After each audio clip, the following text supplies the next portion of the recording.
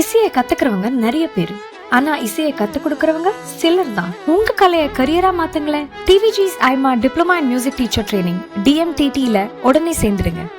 Ethanol கலப்பு இல்லை என்றால் பெட்ரோல் விலை ரூபாய் 135 வரை உயர்ந்திருக்கும் என பெட்ரோலியம் மற்றும் இயற்கை எரிவாயு அமைச்சகம் தெரிவித்துள்ளது. மேற்காசிய போர் தொடங்கும் முன்பு சர்வதேச அளவில் 6600 ரூபாயாக இருந்த ஒரு பீப்பாய் கச்சா எண்ணெய் ஏப்ரலில் 11,500 ரூபாயாக உயர்ந்த போதும் மத்திய அரசு பெட்ரோல் மற்றும் டீசல் விலையை உயர்த்தவில்லை. இந்நிலையில் E20 பெட்ரோல் குறித்து பெட்ரோலியம் மற்றும் இயற்கை எரிவாயு அமைச்சகம் வெளியிட்டுள்ள அறிக்கையில், ஒவ்வொரு லிட்டர் எரிபொருளிலும் 20% வரை எத்தனால் கலக்கப்பட்டதால் தான் நுகர்வோருக்கு ஒரு லிட்டரை 94.77 ரூபாய்க்கு வழங்க முடிந்ததாகவும், போர் உச்சத்தில் இருந்தபோது ஒரு லிட்டருக்கு 30 ரூபாய் வரை நுகர்வோரால் சேமிக்க முடிந்ததாகவும் தெரிவித்துள்ளது.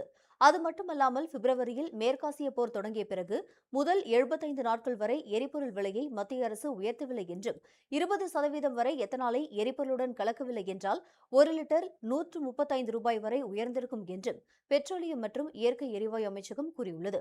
பல்வேறு தரவுகளின்படி E20 பெட்ரோல் பயன்படுத்தியதன் மூலம் சுமார் 1.9 லட்சம் கோடி ரூபாய் அந்நிய செலாவணியை இந்தியா மிச்சப்படுத்தியுள்ளதும், விவசாயிகளுக்கு 1.6 லட்சம் கோடி ரூபாய் வழங்கப்பட்டுள்ளதும் தெரியவந்துள்ளது. அதனோடு சுமார் 930 லட்சம் டன் அளவிலான நிகர கார்பன் டை ஆக்சைடு வெளியேற்றம் குறைப்பிற்கும் E20 எரிபொருள் வழிவகுத்துள்ளது.